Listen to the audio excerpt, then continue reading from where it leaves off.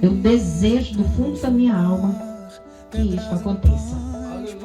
Eu quero dizer que o texto que Deus me deu foi um capítulo todinho. Mas eu não vou conseguir destrinchar o capítulo, porque existem uns detalhes ali nos quais eu quero mais me ater. Mas o capítulo da palavra de Deus que Ele me deu foi Gênesis 28.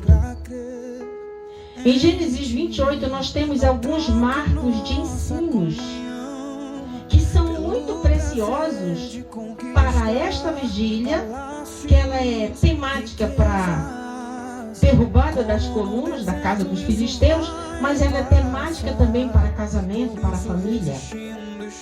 Então, lá no capítulo 27 de Gênesis, a palavra de Deus vai mostrar a insatisfação dos pais com a conduta de Esaú, que escolheu mulheres cananeias para serem suas esposas, ou cananitas.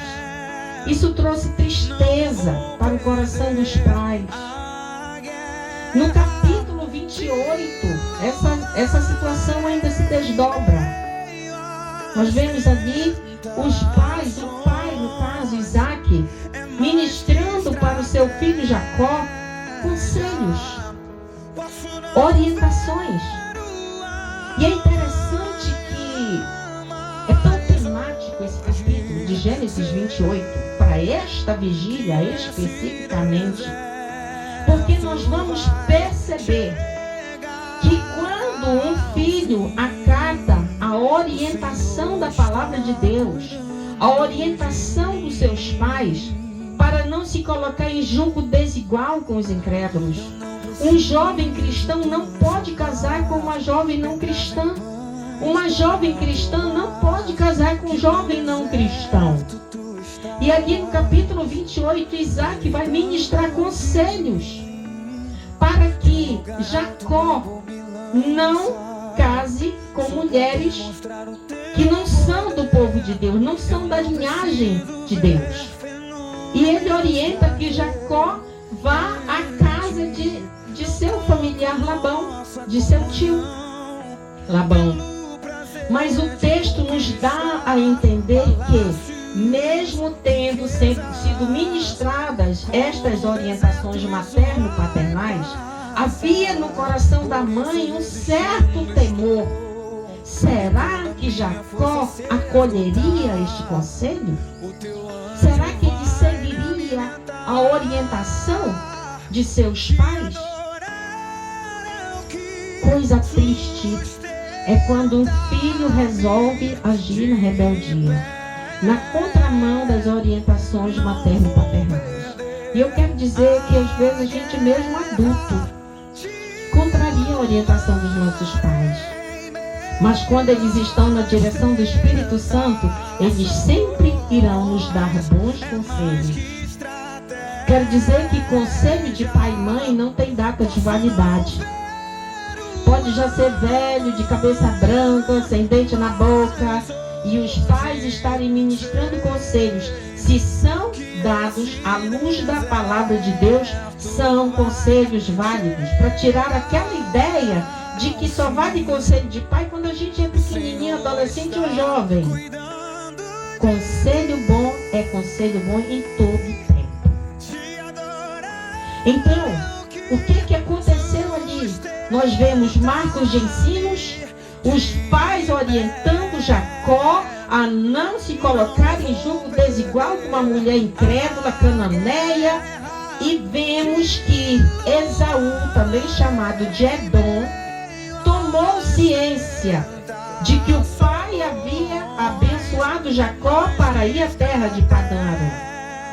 O pai havia orientado Jacó a se casar com uma das filhas de Labão.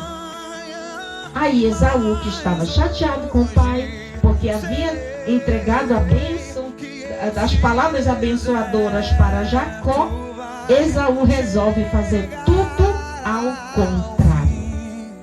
Ele que já havia, até então a tradição da família era monogâmica, os pais, Abraão Abraão, ele foi monogâmico. Ele teve uma situação ali com Agar sob a orientação de Sara, mas ele não era bígamo, ele era monogâmico. Isaac era monogâmico, a esposa dele foi Rebeca. Os pais orientaram que Jacó se casasse com uma filha. Ele se casou com duas porque Labão disse: na nossa tradição não se casa primeiro a filha mais nova, se casa primeiro a filha mais velha. E como a amada dele era mais nova, então ele foi trabalhar mais 7 anos para aquisitar a esposa amada. Então, por conta disso, Jacó ficou com 2 esposas.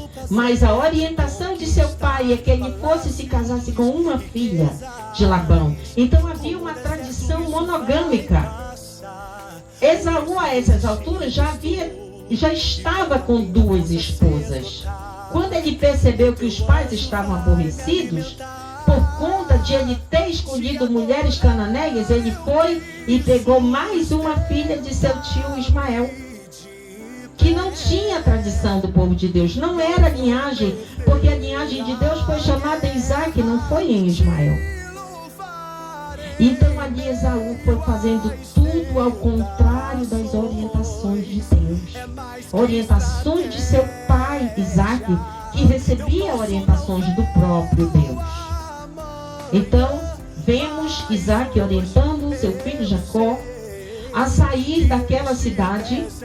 E aí nós vamos perceber alguns marcos de novas experiências que a vida vai nos colocar. Eu quero dizer que quando nós pecamos contra Deus, Deus vai continuar fazendo uma jornada conosco. Ele vai continuar no percurso conosco. Mas ele não nos poupará das consequências do pecado. Quem está entendendo? Deus seguirá no percurso conosco, mas ele não nos poupará das consequências do pecado.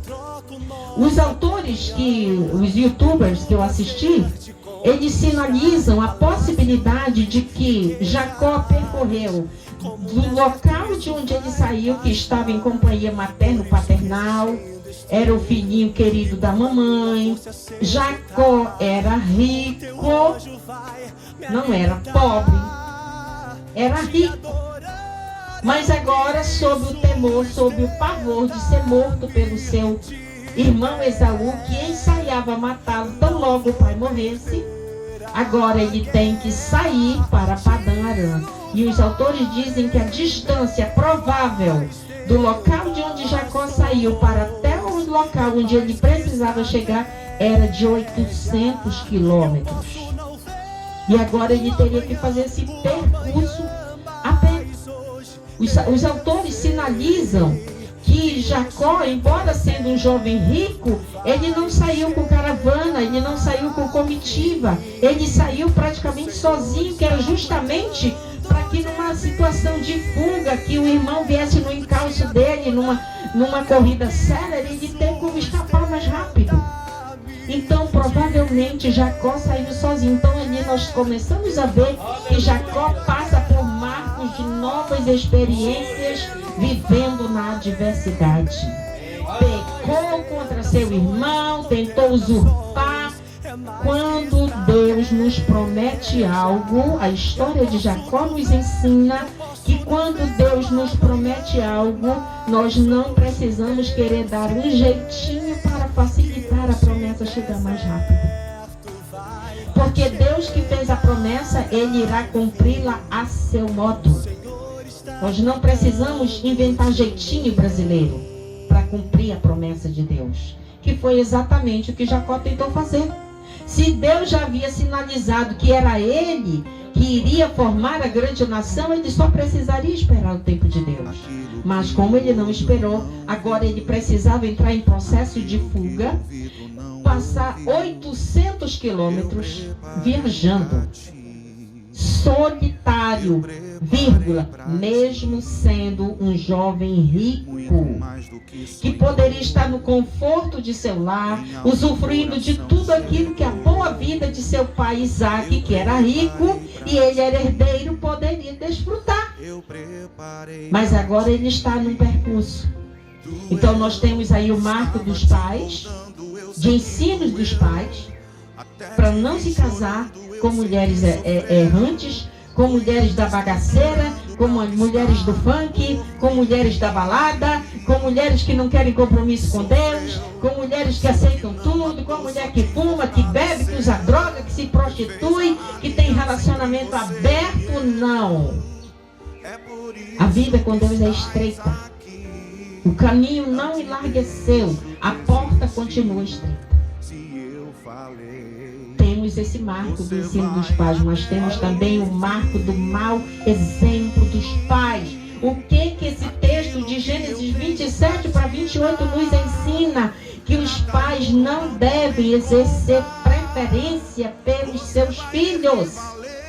Pode até tratá-los de forma diferenciada por questões temperamentais. Porque um filho é mais explosivo, então os pais tratam de um jeito. O outro é mais calminho, mais introspectivo, os pais vão tratar de outro jeito. Mas o amor tem que ser o mesmo. Aquele filho que é mais solícito, que agrada mais os pais, ele vai ser amado porque ele merece. E aquele que não agrada vai ser amado porque ele precisa. Percebe que ambos serão amados? Um porque merece, mas o outro porque precisa. Então, ali temos esse marco de mau exemplo a não ser seguido. Nós temos o marco do bom ensino. Ensine seus filhos, suas filhas a casarem com homens e mulheres de Deus. Seu filho é criança, é adolescente, é jovem. Ensine sua criança, ensine seu adolescente, seu jovem a começar a apresentar diante de Deus o seu futuro cônjuge. Não precisa esperar a pessoa ficar adulto. Vai apresentando desde sempre. Vai delineando diante de Deus as características daquela pessoa que você quer para compor uma vida a dois. Você precisa ensinar isso. Você precisa, desde o momento da concepção, já começar a liberar palavras proféticas abençoadoras sobre os seus filhos. Mas nós temos esse marco desse Jacó, passando por esse caminho, passando por essa adversidade. Mas eu quero dizer para você que o grande marco, o primeiro grande marco no meu entendimento, o primeiro grande marco da vitória de Jacó foi ouvir o conselho de seus pais de que ele deveria ir naquele caminho que chegaria à terra de Labão e ele se casaria com uma jovem daquela linhagem familiar. Isto fez toda a diferença. Porque quando um filho sai, diga sai, quando um filho sai na obediência, ele potencializa em níveis máximos a possibilidade de ele ser ricamente abençoado. Por que nós insistimos tanto que os nossos acolhidos saiam dos centrais em cobertura de bênção? Porque quando este acolhido sai numa cobertura de bênção, quando uma palavra profética abençoadora liberada sobre a cabeça dele, é certo que dará certo. E muito embora a mãe tenha ficado um pouco temerosa ali, se o Jacó iria mesmo acolher o conselho de se casar com a filha de Labão, Jacó foi naquela direção que seus pais haviam o orientado. Um dos autores dos vídeos que eu assisti, o youtuber dizia o seguinte: quando em dado momento, em dado trecho da viagem, Jacó chegando à noite, trabalhar enquanto é dia, porque de noite não se pode trabalhar. De noite tem escuridão.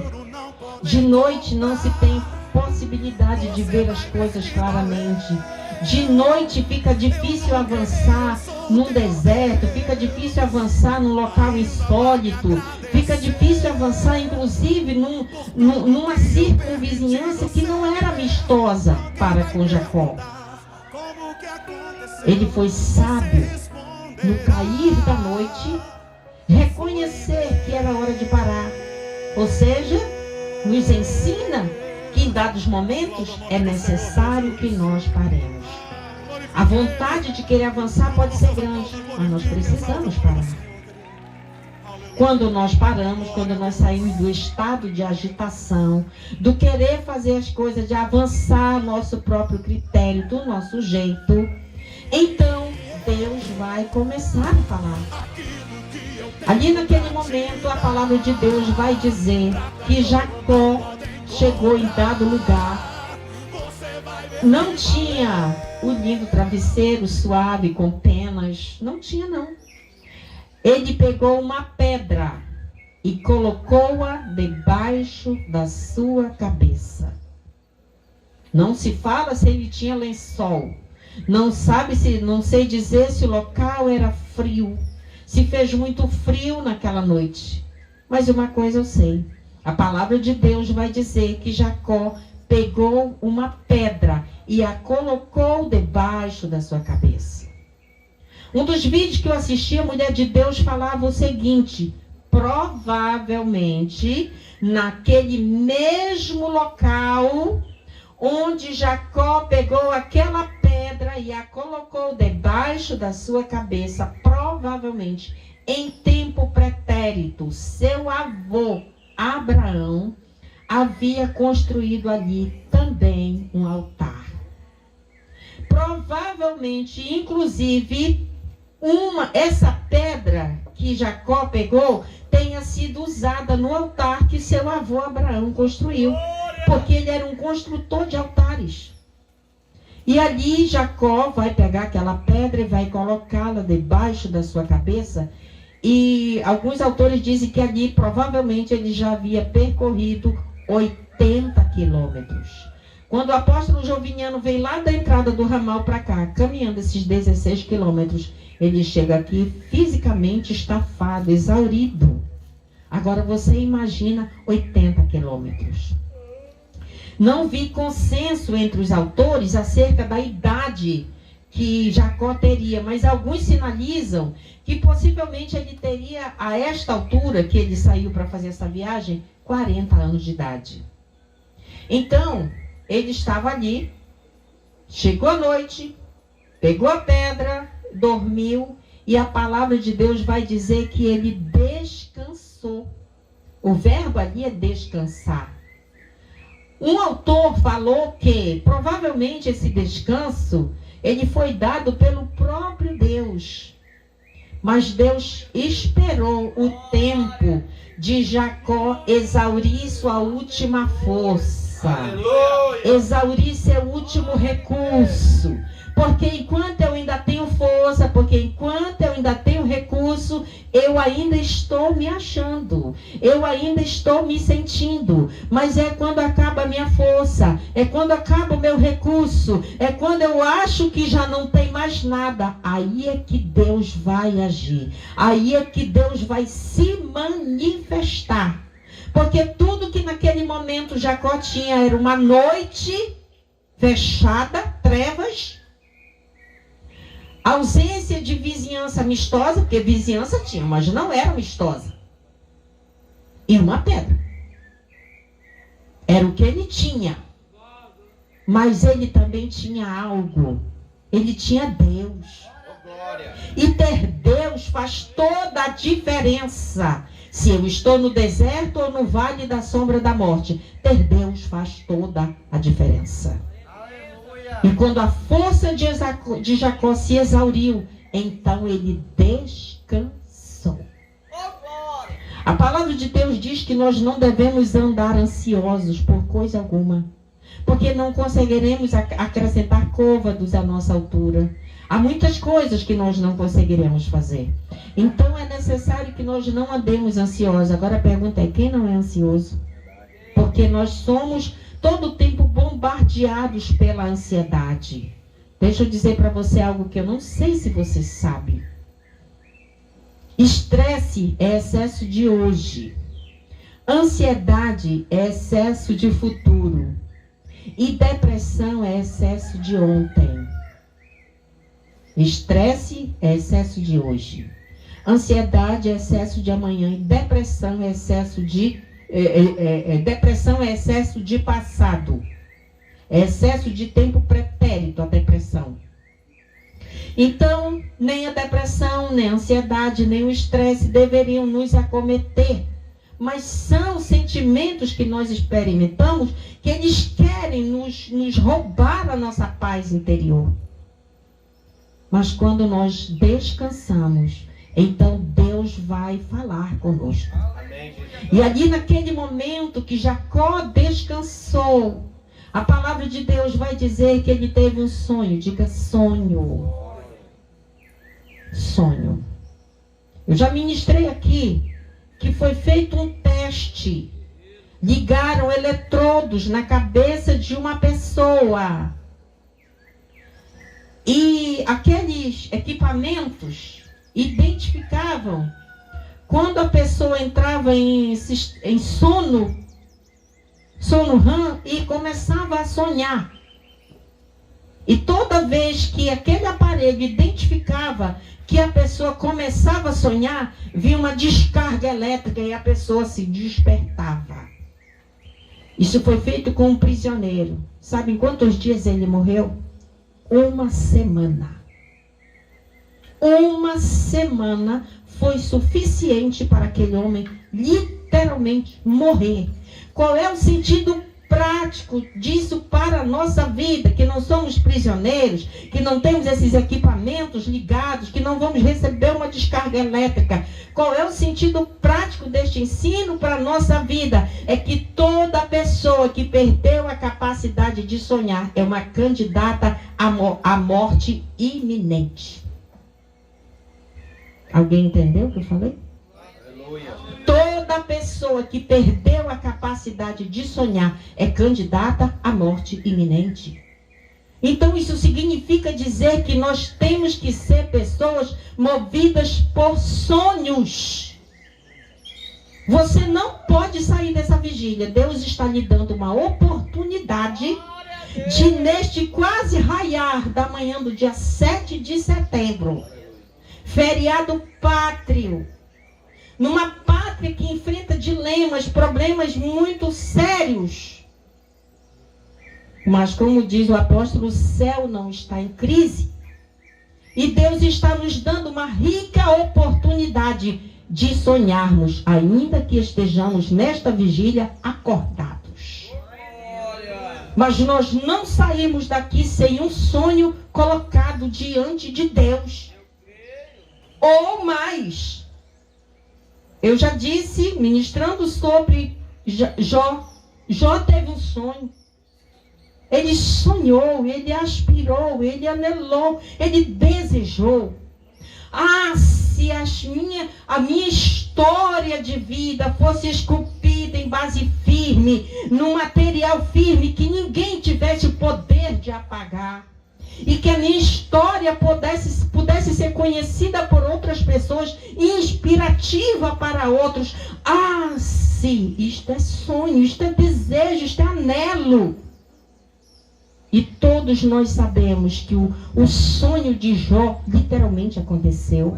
Porque a sua história está narrada na Bíblia para ser inspiração para bilhões, sei lá de quantas pessoas. Não se tem como quantificar o total de pessoas que já foram edificadas com a história de Jó. Então ele teve um sonho e Deus chamou a existência tantos personagens bíblicos que eu não vou nominar aqui, mas que tiveram sonhos e Deus chamou a existência. E Deus está nos dizendo que nós não podemos sair desta vigília sem apresentar pelo menos um sonho diante dele. Aleluia. E ali Jacó teve um sonho. A Bíblia diz que ele via uma escada que ela conectava, essa escada conectava terra e céu. Terra e céu. A Bíblia vai dizer que ele via anjos que subiam e anjos que desciam. Traduções da palavra de Deus vão dizer que o Senhor estava no alto da escada. Outras traduções vão dizer que o Senhor estava perto. Os youtubers se dividem. Uns falam que ele estava no topo, mas eu achei interessante que ele falou o seguinte: pela lógica, o Senhor não estava no topo, não estava no alto, ele estava perto de Jacó. Não era, e é inspirativo porque a Bíblia diz que Deus não é Deus de longe, ele é Deus de perto. Um dos nomes de Deus é Jeová Chamar. O que é Jeová Chamar? É Deus presente. Então eu também sou inclinada a crer que não era aquele Deus lá no finalzão, não. Ele lá em cima, ele é Jeová Elion, o Deus Altíssimo. Aleluia. E ele diz na sua dimensão de Jeová Elion que o bem e o mal não podem atingi-lo. E ele estava lá, mas eu acredito que ele estava perto de Jacó. Aleluia.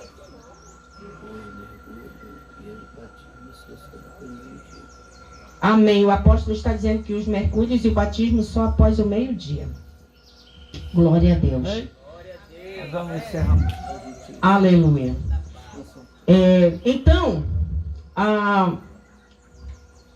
alguns autores vão dizer que esta escada não é aquela escada de degraus. Muito embora eu tenha assistido mensagens bem interessantes falando do degrau, da vida ministerial, que nós vamos subindo degraus a degraus, é verdade mesmo. Mas alguns sinalizaram um zigurate. O que é um zigurate? É uma construção mais ou menos assim, circular, que vem escadas e elas vão subindo. Não seria aquela escada assim, de degraus assim, né? Os autores acham que não é esse formato de escada, mas é uma escada assim, uma formação assim, de construção, que era própria daquele povo da Mesopotâmia, era uma construção mais típica daquele tempo histórico. E aí o que acontece? Depois que Jacó tem este sonho, que ele acorda. Diga, ele acorda. Sabe por quê? Porque a gente não pode viver só sonhando também. Nós temos que ser seres de realização. E ninguém realiza nada quando está só sonhando. A gente realiza quando se acorda. A gente realiza quando desperta. Nós realizamos quando nós trabalhamos. Deus nos dá a noite para sonhar e o dia para realizar. E a palavra de Deus vai dizer que ele despertou. E quando Jacó despertou, diga, despertou. Diga, eu não estou dormindo. Quando Jacó despertou, ele ficou apavorado. E um homem de Deus falou algo que eu também considero muito verdadeiro. Ele disse, olha, tem muita gente que entrega visão, mistério, diz que viu isso, que viu aquilo, mas a gente não vê assim uma reação na vida daquela pessoa que nos faça crer que ela teve verdadeiramente uma visão. Porque eu concordo com ele plenamente, todos os personagens bíblicos que tiveram visões de Deus ficaram literalmente apavorados. Daniel não conseguia se colocar de pé. Isaías gritava, ai de mim, que sou homem de impuros lábios. João ali na ilha de Patmos, imagina as visões que ele teve. Todos os homens de Deus que tiveram visões ficaram apavorados. Jó, quando viu a grandeza de Deus, a palavra de Deus vai dizer que ele se revolveu no pó e na cinza. E como é que alguém diz que teve visão de Deus e fica na chocarrice, fica para lá e para cá como se nada? Quer dizer que a visão de Deus ficou uma coisa banalizada? É banalizada assim ter visão de Deus? Ou essa pessoa tem tanta visão de Deus que ele já virou lugar comum? Eu não sei o que é mais perigoso. Se é ficar dizendo que teve quando não teve, ou ter e não ter nenhuma reação de diferença. Porque a palavra de Deus vai mostrar que Jacó teve um sonho, uma visão de Deus. E ele, quando se despertou daquele sonho, ele ficou apavorado. E ele disse: certamente este lugar é a casa de Deus. Eu estava neste lugar, eu não sabia, eu estava aqui, eu não sabia que Deus estava aqui. Glória a Deus. Certamente este lugar é a casa de Deus. Que temível é este lugar. Aleluia, Deus. A palavra de Deus diz assim: guarda os teus pés quando entrares na casa de Deus, porque a casa de Deus continua sendo temível. A casa de Deus não é lugar de bagunça. A casa de Deus não é lugar de chocarrice. A casa de Deus não é lugar de esculhambação. A casa de Deus não é local de fofoca. Deveria continuar sendo temível a casa de Deus. E foi isso que ele falou. Nós vamos perceber na história de Jacó algo que eu considero incrível. Quando uma pessoa verdadeiramente tem uma experiência com Deus, ela não será mais a mesma. Algo acontecerá. Tanto acontece dentro da pessoa, quanto acontece fora. Vou repetir para você fixar. Quando uma pessoa tem uma experiência com Deus, acontece algo dentro dela, mas também acontece fora. Amém. Aleluia. Porque o que aconteceu? Ele teve a sua experiência intrínseca, pessoal, o sonho foi dele. Mas, quando Jacó se despertou daquele sonho, ele pegou a pedra. E olha que muitas vezes as pessoas nos atiram pedras. E olha que muitas vezes parece que para o nosso descanso só tem a pedra mesmo. Está desconfortável, mas só tem a pedra. Mas ele nos ensina. Na pessoa de Jacó nós temos um marco de ensino. Quando nós conseguimos pegar a pedra, que é algo difícil, é algo que não é legal, é algo que não é favorável, é algo que não trouxe um teoricamente não nos traria, mas nós conseguimos descansar mesmo com a cabeça em cima da pedra. E para variar, quando nós retomamos a consciência, ainda conseguimos adorar a Deus com a pedra. Porque o que Jacó vai fazer? Ele pega a pedra e ergue como uma coluna, ergue como um pilar. E os autores vão falar algo que eu achei muito interessante. Como que é interessante a vida de um iniciante na fé. Um crente na fé, a sua forma de adorar é simplificada. Mas Deus vai aperfeiçoando no tempo. Diga, no tempo. Diga, é processo. Hoje você faz uma oração meio desengonçado, não diz coisa com coisa, mas continua orando. Deus vai aperfeiçoar a sua oração. Você começou a louvar, o seu ministério levítico, assim, se ela entende, continua adorando. Deus vai aperfeiçoar. Não sabe tocar um instrumento direito, recebeu a primeira pedrada, abandonou para um instrumento. Continua. Deus vai aperfeiçoar. Aquilo que Ele colocou na sua mão, Ele vai aperfeiçoar, mas é necessário a continuidade. Então, ali, naquele primeiro momento, ele pegou aquela pedra, fez aquela coluna, fez aquele pilar e adorou a Deus. E ele começou a mudar. Ele já havia mudado dentro de si, reconhecendo que havia um Deus e que esse Deus estava perto dele. Mas agora ele vai começar a mudar o lugar. E a minha pergunta para você é, não responda para mim, responda para você mesmo. Você acha que a sua presença nesta vigília mudou o lugar? Você acha que a vigília ficou mais interessante com você? Ou ela seria mais interessante sem você? Você acha que a forma como você cantou, você orou, você adorou, você participou, atraiu mais a presença de Deus? Aleluia, Jesus. Porque a presença de Jacó naquele lugar, depois de ter uma experiência com Deus, alterou o lugar. Porque a palavra de Deus vai dizer que aquela cidade se chamava Luz. Aleluia, e parece que o nome Luz ali não é essa luz de Deus, a luz do mundo que é Jesus, não. Era só um nome, um apelido lá. Mas quando ele teve aquela experiência, experiência com Deus, ele começa a alterar o lugar. E diz, agora esse lugar se chamará Betel. Eita Deus. Glória a Deus. Esse lugar começará a se chamar, a partir de agora, Betel. E Betel significa casa de Deus. E Deus falou para Jacó naquele lugar, sabe essa terra aqui onde você está deitado? Fica tranquilo, eu vou dar a ti e a tua descendência. Esse povo inimigo que está por aí, esses cananeus que estão por aí, daqui a pouco eles são só lembrança. Essa terra eu vou te dar. E ele chamou aquele lugar de Betel, casa de Deus. Mas Jacó continuou o seu caminho. Porque assim, nós temos uma linda experiência com Deus, nós temos uma experiência do sobrenatural com Deus, aleluia, glória a Deus.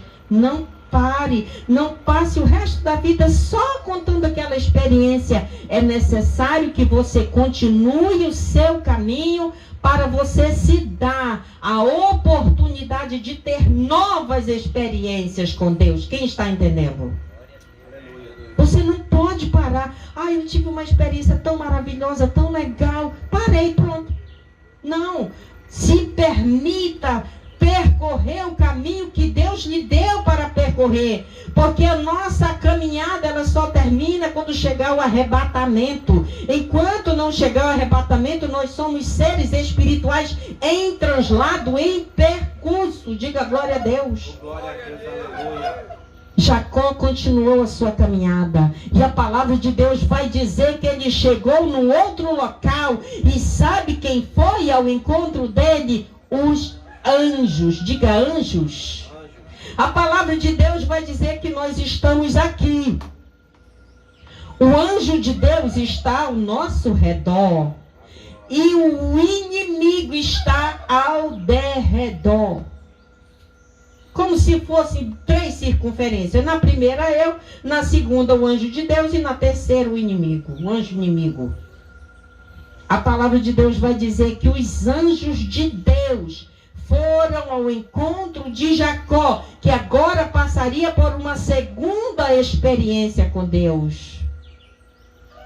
Sabe como Jacó chamou aquele lugar? Maanaim, acampamento de Deus. Percebem que Jacó agora está tendo experiências com Deus, está avançando no percurso, mas está mudando o lugar, está renomeando o lugar. Nós recebemos aqui no Centraves a missionária Ingrid, pelo MIR Centro-Sul. Eles foram fazer uma missão na África. Sabe como era o nome da cidade onde eles foram lá? O nome da comunidade? Fracasso. Sabe o que tinha muito lá? Assim, demais. Gente com HIV. Sabe o que eles fizeram? Oraram. E sabe o que aconteceu? Pessoas foram curadas. Glória a Deus, aleluia. Tem ideia do que é uma pessoa cheia de Deus passar num lugar e alterar o lugar? Tem uma rua lá no bairro Glória, que se eu não me engano é Rua da Miséria. Eu disse, olha, sinceramente, se eu morasse numa rua dessa, eu já teria feito um abaixo-assinado, mas nunca que esse nome permaneceria. Porque eu não ia aceitar viver numa rua que está amaldiçoada. Ela ia ter que trocar de nome. Vocês deveriam fazer um abaixo-assinado e pedir. Se eu não me engano, é esse o nome da rua. Rua da Miséria. Rua da, sei lá, uma coisa assim horrorosa. Misericórdia, Jesus. Nós temos, amado, que sermos que passam pelo lugar e alteram o lugar. Olha, se você está passando em tudo quanto é lugar e você não está alterando nada, eu quero lhe dizer que algo de errado não está certo.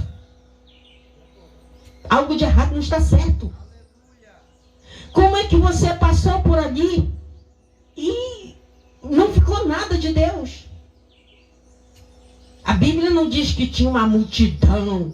A Bíblia diz que ele passou no lugar, os anjos de Deus, que são seres espirituais, vieram ao encontro dele e ele disse, meu Deus, aqui é o acampamento de Deus. O nome desse lugar será Manaim. Aleluia. Mas ele agora já estava com 2 experiências com Deus. E continuou o seu percurso. E sabe o que aconteceu? Ele teve a sua 3ª experiência com Deus. Agora ali no Vale de Jaboque, ele teve uma experiência com um homem, um varão de Deus. Lutou com Deus, lutou com aquele varão. E foi chamar aquele lugar ali de Peniel. Mudou o nome do lugar de novo. Olha como ele gostava de alterar o lugar. Como ele gostava de ressignificar o lugar. Como ele não admitia transitar por um lugar e saber que ele passou por ali e não deixou nada. Quando você sair daqui do Centraves, qual é o seu legado? Vão lembrar que você brigava muito na cozinha? Que você estragava muita comida? Que você deixava lá a bomba ligada estragando água? Que você ficava bagunçando no culto? Ou que você furtava as coisas do seu irmão? Qual é o legado que você está deixando no seu percurso para você ser lembrado? Ou você será lembrado como alguém que gostava de decorar a casa de Deus? Não podia ver um sujinho que você já juntava e jogava? Gostava de sentar ao lado do seu irmão e compartilhar com ele um versículo da palavra de Deus? Quando percebia que seu irmão estava desencorajado, querendo desistir, você era o primeiro que colava nele, orava, abraçado com ele. Se fosse possível, chorava, ainda abria uma campanha por ele. Como é que você será lembrado? Eu tenho uns aqui que eu vou lembrar que só Jesus na causa. Eita Deus!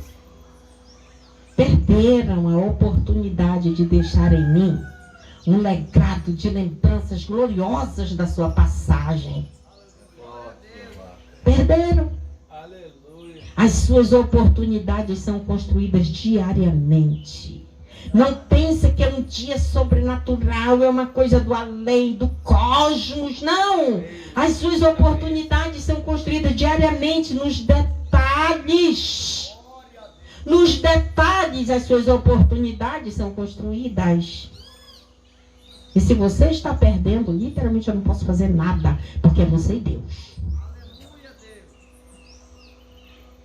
Jacó gostava de trocar nomes. E também Deus gostou de trocar o nome dele. Sabe por quê?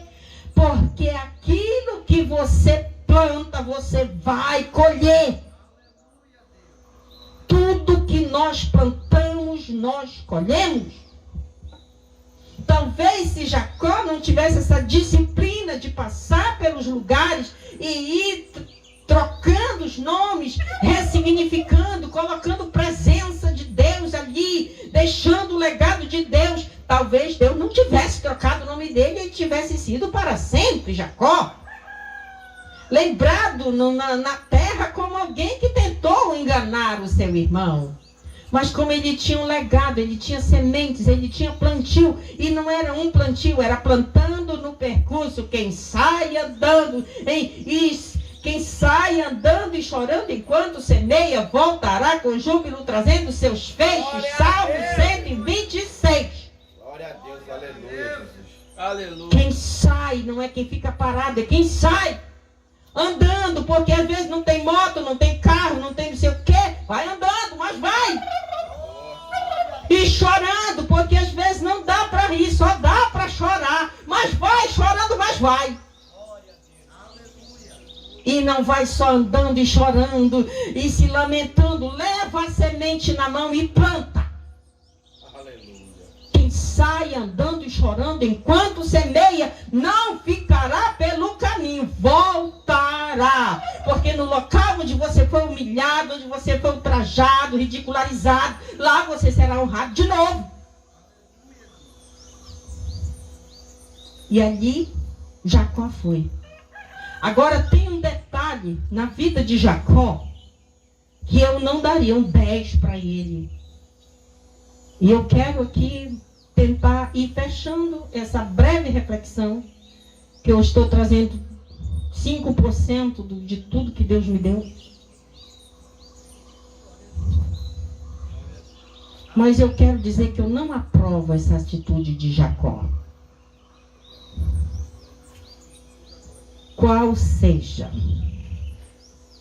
quando ele prospera lá em Harã, lá com seu tio Labão, Deus começa a sinalizar para ele que ele tem que voltar. E ele tem que cumprir o que ele falou para Deus. Ah, se o Senhor for comigo, se o Senhor me livrar pelo caminho, se o Senhor me der roupa, se o Senhor me der calçado, se o Senhor me der comida, se o Senhor cuidar de mim, me proteger, não deixar minha irmã matar, não sei o quê. Quando eu voltar, eu vou construir um altar para o Senhor e ainda vou entregar o dízimo. A Bíblia diz que é melhor não fazer votos do que fazer e não cumprir. E aí, Deus, diga Deus, vai cobrar de Jacó. Agora Deus não quer mais coluna, diga coluna. Diga, agora Deus quer altar. Aleluia, Jesus. Diga agora, Deus não quer apenas coluna. Ele quer altar. Glória a Deus. Deus vai dizer para Jacó assim: Jacó, eu estou contigo. Fica tranquilo. Eu estou contigo, Jacó. Volta. Lá naquele primeiro ponto, diga primícia. Primícia. Primícia. Primícia. Primícia. Que é para você não esquecer. Deus valoriza a primícia. Aleluia. Aleluia. Talvez esses últimos tempos você não primiciou um amanhecer na presença de Deus. Fica feliz, te alegra, adora, exalta, porque nesse mês de setembro você está primiciando para Deus um amanhecer na presença dele. Primícia. Acha que o céu vai deixar barato esse esforço? Não vai mesmo. Por isso capricha no teu sonho. Porque a tua primícia é valorosa diante de Deus. Deus fala, vai lá naquele primeiro ponto. Lá em Betel. E agora sou eu que altero o nome. Você alterou para Betel.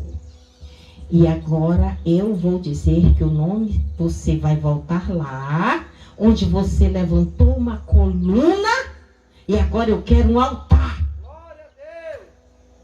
E eu altero o nome agora. O nome não será Betel, será El Betel. Aleluia. Aleluia, glória a Deus. El Betel. El Betel. O Senhor é Deus. Oh, glória a Deus. Aleluia. Yahvé. O Senhor é Deus. Eu imagino assim Deus estabelecendo uma comunicação. Sabe, a sua intimidade, o seu marco de intimidade com Deus, a forma como você se comunica com Deus, é a forma como Deus também se comunica com você. O apóstolo tem mistério na palavra. Ô pessoa para ter mistério na palavra, essa criatura. Mas é de carrada. Eu sou testemunha de trocentas coisas que eu já vi Deus bradar na palavra. Mistério com ele é na palavra. E comigo é na oração e no louvor, porque é a minha intimidade com Deus. Quando eu oro, quando eu louvo, Deus mostra, Deus me ensina, Deus me orienta. E Deus me dá coisa que eu só volto me descabelar de tanto chorar. E quando eu faço, desce uma glória. Porque a minha intimidade com Deus é na oração e no louvor. Estou falando de voz bonita, estou falando de louvar. Qual é a sua intimidade? Qual é o seu marco de intimidade com Deus? O que é que você faz para Deus que o céu desce para você? O que é que você faz? Porque Jacó era isso, ele gostava de trocar os nomes. Então Deus trocou e disse, agora volta lá na primícia, volta lá no começo, volta lá onde teu avô Abraão fez o primeiro altar. Ele fez altar, eu quero altar. El Bet-El. O Senhor é Deus. Mas sabe qual é a parte que não é bonita na história de Jacó? Oh, Jesus, diga, Jesus, tenha misericórdia. Não seja eu, este Jacó. Quando Deus pede, e eu já estou literalmente encerrando. Quando Deus pede para Jacó voltar para Betel e construir o altar, a palavra de Deus vai dizer que Jacó chegou com a sua casa, diga sua casa. Jacó chegou com a sua casa e mandou eles tirarem do meio deles os falsos deuses, os ídolos e os brincos que eles usavam, que eram sinais de escravidão. Bispo, onde é que está a falha de Jacó? Isso me faz saber que Jacó sabia que a sua mulher Raquel andava com ídolo, os seus empregados, os seus servos andavam com ídolo, que quando eles saíram da Mesopotâmia, eles saíram levando os ídolos e Jacó estava tolerando isso. Nós não podemos ter tolerância com os ídolos. Nós não podemos ter tolerância com a idolatria. E a pergunta que fica no ar, batendo assim na nossa reflexão é: e se Deus não tivesse pedido para Jacó construir o altar, os ídolos estariam lá até hoje? Porque ele só tomou uma iniciativa de tirar os ídolos quando Deus disse, eu quero um altar construído. Eu não sei qual é o ídolo que está na sua vida. Eu posso pensar no ídolo que está na minha vida. Mas você fala por si. Qual é o ídolo que está na sua vida, que na sua dimensão de Jacó, você tolerou até hoje?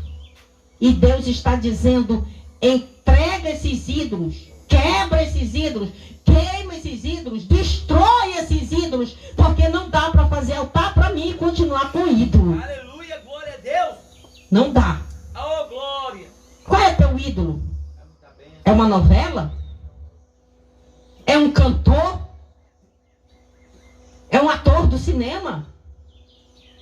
É um time de futebol? É o Neymar. É o Neymar? Quem é o teu ídolo? Eita Deus. É uma popozuda lá? Quem é o teu ídolo? Quem é o teu ídolo que você precisa se desfazer dele hoje? Para que você possa ter. É o Lula. Jacó teve a iniciativa de pedir. É o Naim. Ele pediu, os seus servos obedientes entregaram. Isso nos faz saber que, se antes ele tivesse pedido, antes os servos já teriam entregue. Amém, Jesus. Então, quando nós custamos demais para tomar certas posturas, nós também estamos dando uma forcinha para as pessoas continuarem pecando. Porque quando ele pediu, eles deram os ídolos, os falsos deuses, os brincos, tudo que... E eles pegaram e queimaram, enterraram aquilo, eles deram fim daquela coisa que não cabia no altar de Deus. Aleluia. Para que a presença de El Bet-El fosse perene naquele lugar. Glória. Eu quero chamar aqui à frente os nossos acolhidos. Eu quero que essa coluna seja colocada mais aqui. Nós vamos fazer um ato profético aqui. Amém. Aleluia. Coloca essa coluna aqui. Glória. Eu peço... Aleluia.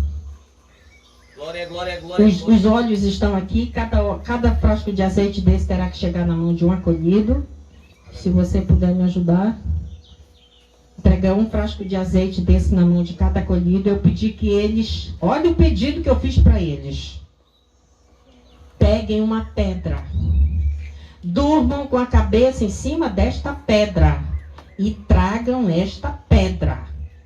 Porque eu não falei para eles o que era, mas era um ato profético que ia ser feito hoje. E sabe o que a palavra de Deus diz? Que foi pela manhã. Eu nem estava preocupada, não estava nem apressada para terminar logo a vigília, porque a palavra de Deus dizia que foi no romper da manhã, foi quando amanheceu o dia, que ele pegou a pedra e construiu o pilar. Então estamos todos certinhos. Cadê? Os acolhidos vêm aqui pegar um azeite, um frasco de azeite. Só aquele que está com essa pedra. Os que estão com a sua pedra. Glória a Deus. Glória, aleluia, Jesus. O que vocês vão fazer? Vocês vão pegar a pedra e vão colocá-la assim em pé. Na frente desse pilar aí.